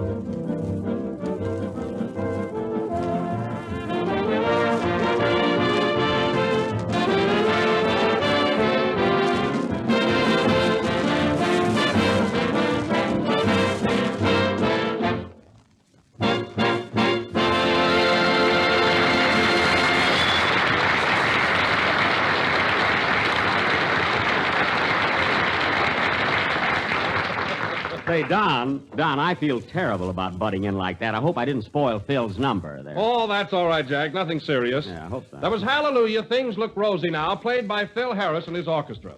And now, ladies and gentlemen, we bring you our... Hey, Jack, from now on, when I'm playing my opening number, I'd appreciate a little professional courtesy on your part.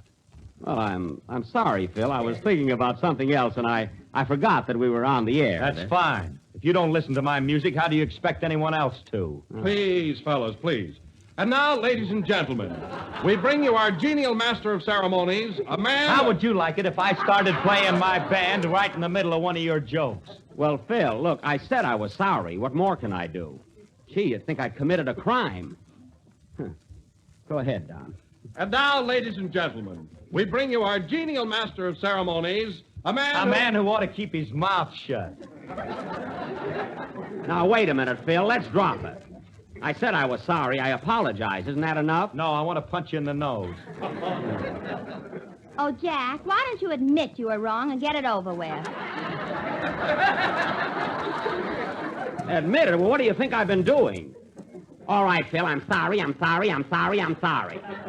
There. Oh, trying to get smart about it, huh? Well, gee, even if I did happen to say a few words during your number, what harm could it do? Did you ever butt in while Abe Lyman was playing a number? No. Jack's had that scar for years. Oh. Say, what's going on here anyway? Nothing, Don. I don't want to discuss it anymore.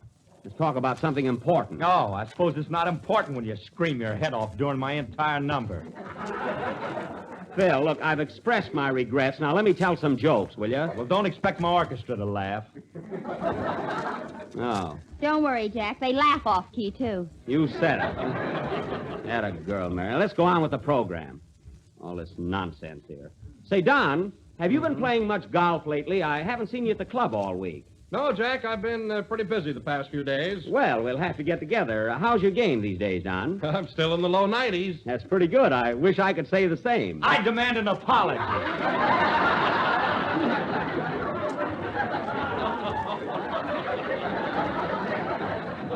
Oh, what's the use? This is too much for me. Oh, Jack, don't be so stubborn. Stubborn? Listen, Mary, I did apologize. Then why didn't you get a receipt? Now, look, fellas, let's get this straight. I know I was wrong when I interrupted Phil's number, but I admitted it, didn't I? See, besides, I'm not infallible. See, I'm entitled to one mistake. You already made that picture. Now, we're not discussing my picture. In the first place, Phil, I wasn't the only one talking. Mary chimed in, too. That's right, Tattletale. Drag me into this. Yeah, what about Don's commercial during your first number? He does that every week and you never complain. Well, that concerns our product. He's supposed to tell him about Jell-O's extra rich flavor and that it tastes twice as good as ever before. Yes, but he doesn't have to bring up those big red letters on the box all the time. See, everyone knows by now that it stands for genuine Jell-O. You can go home now, Don. Still you pick on me. Hello, fellows. Oh, hello, Kenny. Well, is everybody happy? No. Well, what's the matter? Oh, Jack's mad because he lost Phil's temper. Oh, that's silly. What happened, Phil? Well, right in the middle of my first number, Kenny, Jack started yelling and screaming and making a lot of noise. You'd think the building was coming down. Oh, gee whiz. Oh, it was nothing of the kind. Phil just made a mountain out of a molehill. He did? Where is it? Look, Kenny, a mountain out of a molehill is just a proverb. Gee, I always say a stitch in time saves 9. Oh. And I always say a rolling stone ought to bounce off Kenny's head. And I always say there's no place like home, and I wish I was there. Anyway, keep out of this mess, Kenny, will you? Phil and I can handle this. Can't we, Phil? I can handle this and you. I'm going out and get some air. Do you mind if I hold my breath during your next number? No, wait till I play a long one. Oh. Come on, play, boys. I suppose if I cough, I'll have to leave town.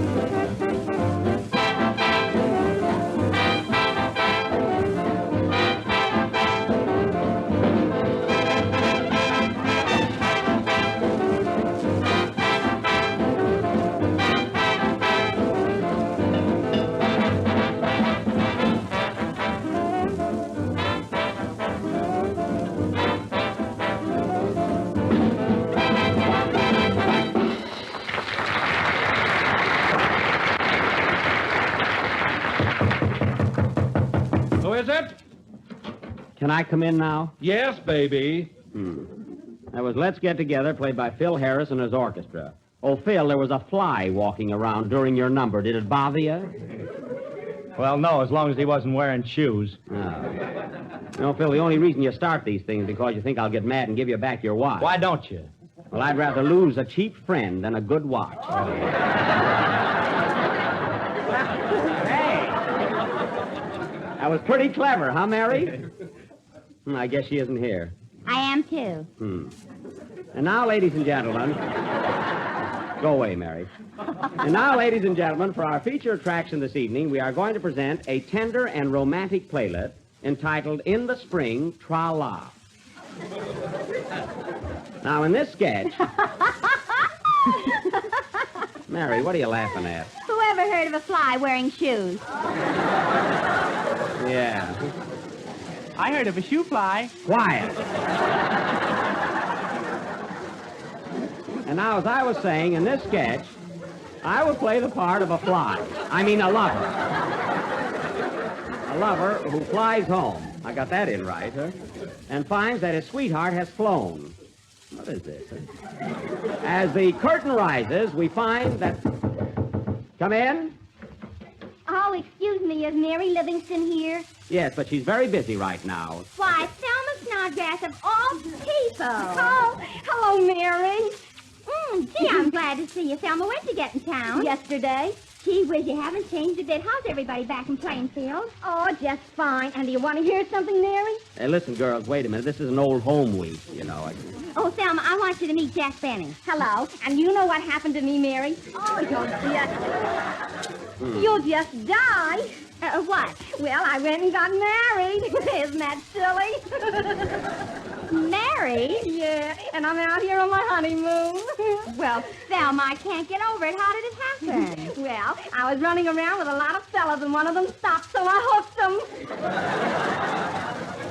Nice going. Bad stopping. Oh, you'll like him, Mary. He looks a little like Clark Gable, but not enough. I want you to meet Jack Benny. Oh, this is my husband, Albert. Oh, hello, Albert. My name is Sam.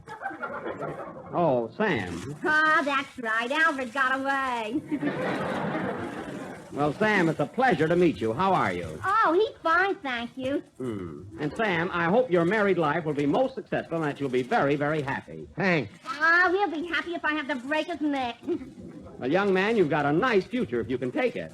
Oh, isn't he handsome, Mary? Oh, he sure is. Oh, Thelma, stop, you darn fool. Tell me, what business are you in, Mr. Clunk.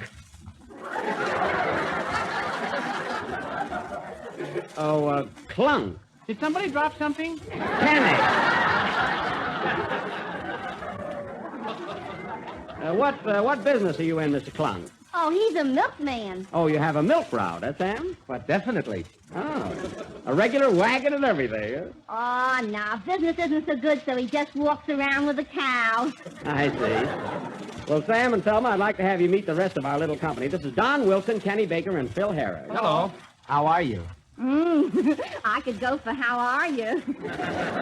Why, sugar plum. Oh, don't you spoil my honeymoon. Well, I don't think it's nice. Quack, you little one-cow dairy. Hey, what's going on here? Sam, come here a minute, will you? Pardon us, girls. Now, listen, Sam, it's none of my business, but I hate to see a fellow like you get off on the wrong foot. Well, what do you mean? Well, I can see the way things are starting out that Thelma's going to take charge of everything. She can't. The cow is in my name. Well, I don't mean the cow. Well, what else is there? Listen, Sam, look, take my advice. Put your foot down. Assert yourself. Begin right now and take control of things. Be the boss. Really? Sure. All right, I'll do it. Hey, Thelma. What? Hurry. Atta boy. Why, Sam Clunk, I'd throw this ring right back in your face if I hadn't bought it. What are you trying to do, Jack Benny? Break up our home? Well, but I was only... Oh, Mary Livingston, are you going to let Jack spoil our honeymoon? Why, Jack, that's a fine way to treat my friend. You ought to be ashamed of yourself. Well, but all I said Jack, was... I don't like to interfere, but I think Mary is right. That's what I say. What? Yeah, why don't you mind your own business and not talk while I'm playing? Well, what did I do? Gee whiz, you think that I... Oh, I can't wait any longer. Sing, Kenny.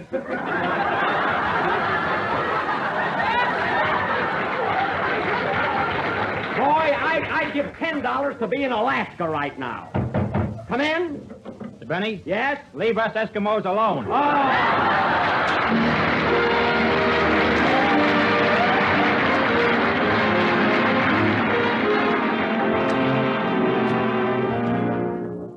I look at you, and from the blue I seem to hear a voice repeating, this is the night, this is the night.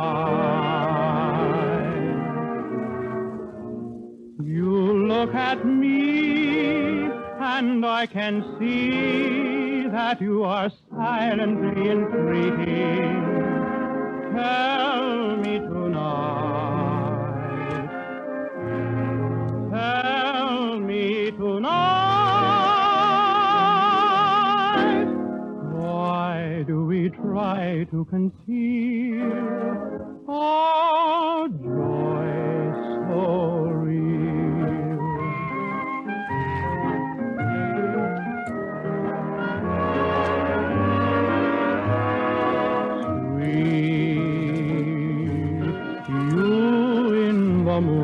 Moonlight, sweet is the word for you, for all that you have done for me.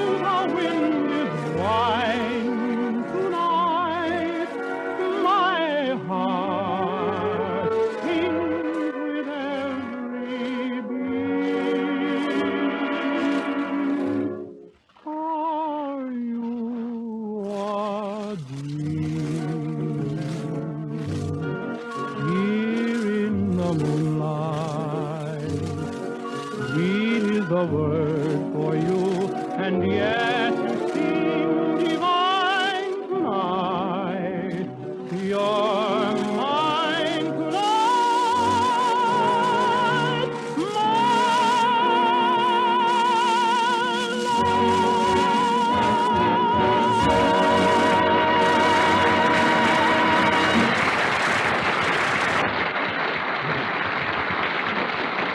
Very good.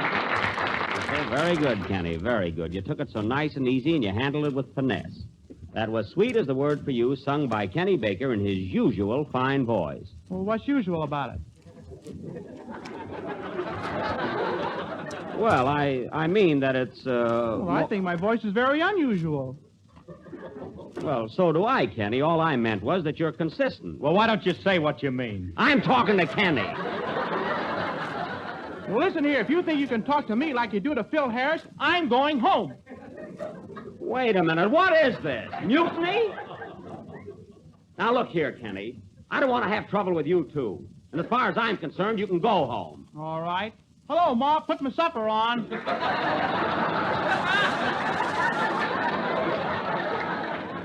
Now, go on home. Who needs you? He's gone, Jack. I should worry. Ishkabibble. Well, what about our play, Jack? Aren't we going to do it? No, I'm in no mood for a play. Gee, everybody picking on you all night. Kenny's gone home, Phil's sore. Things look pretty black, believe me. Then let's do a minstrel show. That didn't help me either. Well, Jack, I don't know why Kenny got mad. After all, you didn't talk during his number. Are you going to start that again? Now, wait a minute. Don't jump on me again, or I'll have my drummer play a solo on your nose. Now, look here, Phil. I'm not going to stand much more of it.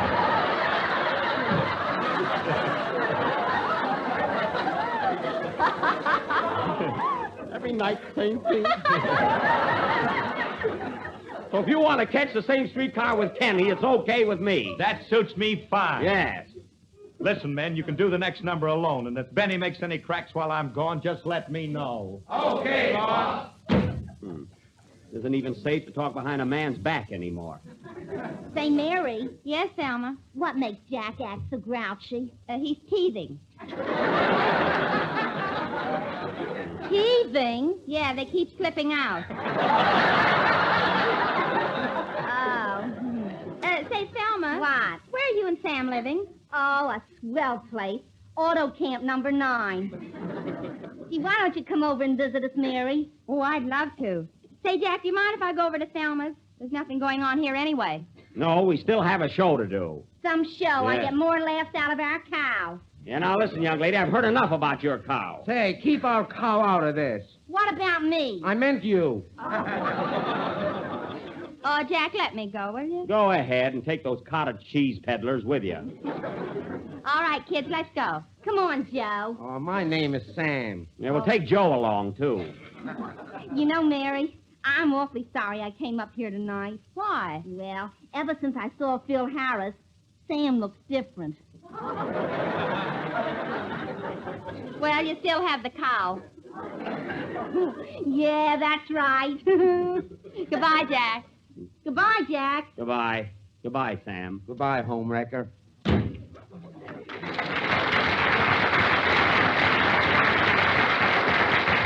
Fine couple. I bet they put water in that milk they sell. Is water poison? Get out of here. Oh, boy, what a night. Well, Don, you can go, too, if you want to know you's hanging around an old crab like me. Well, Jack, what about the program? Oh, I'll take care of that. Don't worry, as long as I have me, we'll get along. Okay, Jack. See you next Sunday. Bye. Hey, me, I don't need anybody to help me out. Say, after all, I wasn't in vaudeville 15 years for nothing. Believe me. Plenty of things I can do. I was a star for years. I don't know what...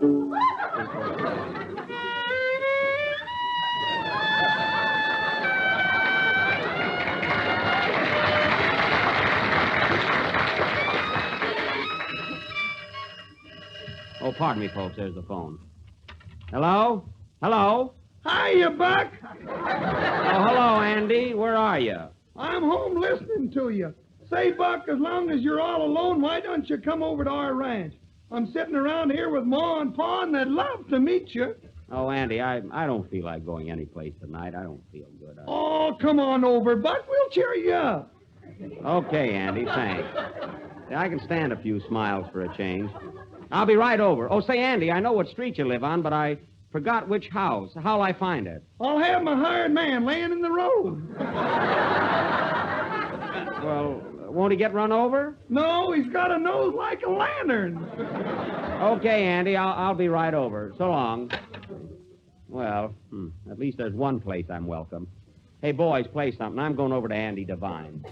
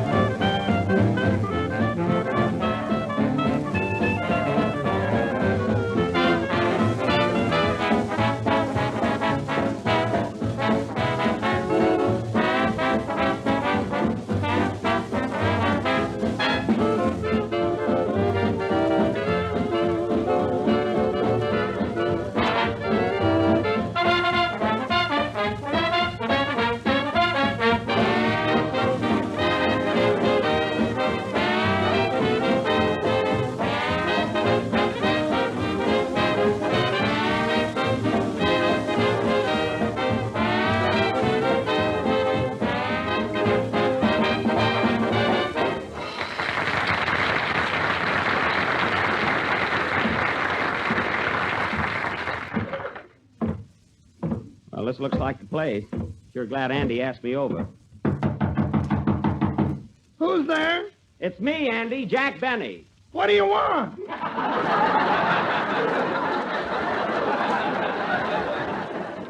What do I want? You invited me over here, didn't you? That's right. Come on in. Glad to see you, Buck.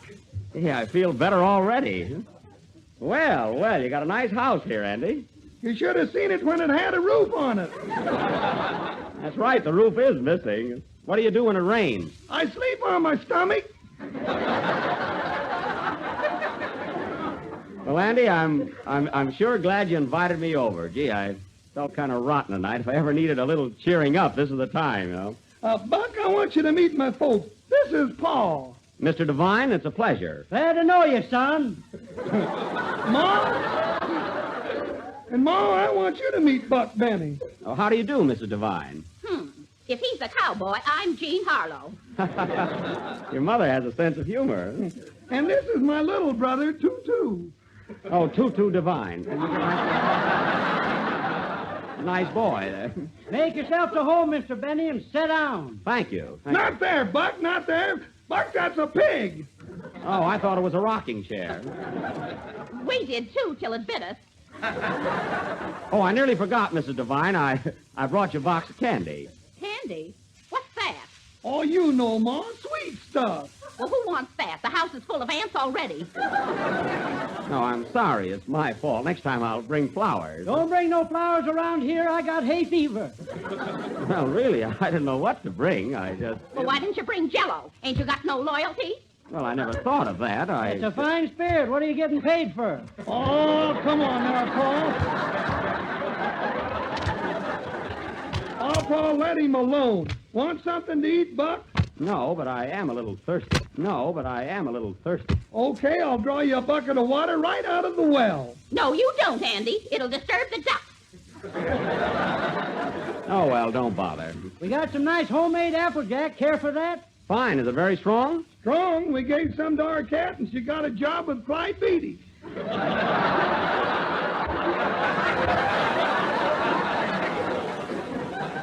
Well, then I better not take any. I don't like those cages, you know.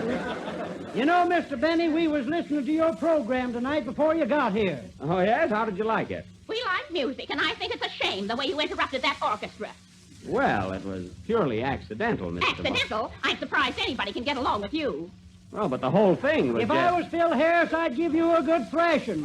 Oh, come on now, Paul. Cut it out. Don't stick up for him, Andy. He kicks you around, too. Only you're too dumb to notice it. Now, Andy, you know I've always treated you with the greatest of respect. I don't know, Buck. You make fun of my voice, don't you? Well, it's just a gag, that's all. And you laugh at my singing? But, Andy, I demand an apology.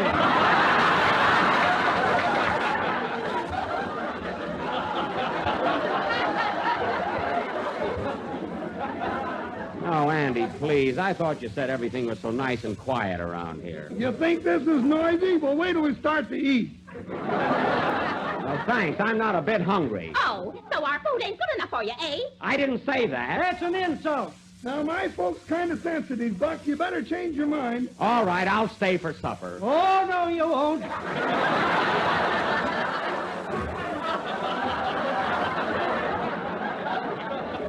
Gee, Andy, what'll I do now? Don't ask me. I ain't the voice of experience.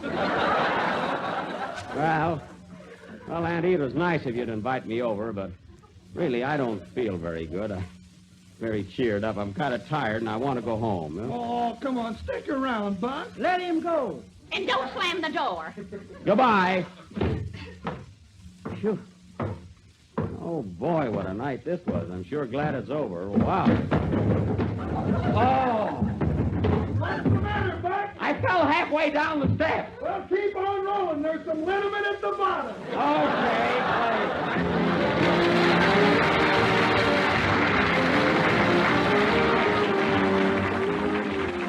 Here's a grand menu suggestion everybody in the family will like a lot. Yes, I'd be willing to bet that all of you will be mighty fond of ice cream. Well, you can get the finest old-fashioned homemade kind when you make your ice cream with Jell-O ice cream powder. It's the creamiest, richest, most delicious homemade ice cream you ever tasted, made more easily, more quickly, and more economically than ever before. You actually use less cream and get more ice cream. Just mix together a package of Jell-O ice cream powder, sugar, milk, and cream, and soon you'll have 1.5 quarts of silky, smooth, rich ice cream. You can make it right in the freezing trays of your refrigerator, or if you prefer, in an ordinary hand freezer. And the Jell-O ice cream powder makes twice as much ice cream as most other ice cream preparations on the market. So ask your grocer tomorrow for Jell-O ice cream powder. Well, I'm home now, folks. Before I go to bed, I just want to say that was the last number of the 30th program in the new Jell-O series. We're with you again next Sunday night at the same time when we bring you our special anniversary program marking my 5th year on the air. So we hope you will all be with us. I also want to thank Jesse Block and Eva Sully for their very clever portrayals of the newly married couple on tonight's program. Weren't they swell, folks?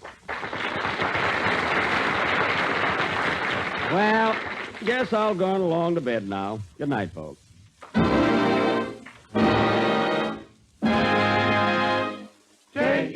Jell. This is the National Broadcasting Company.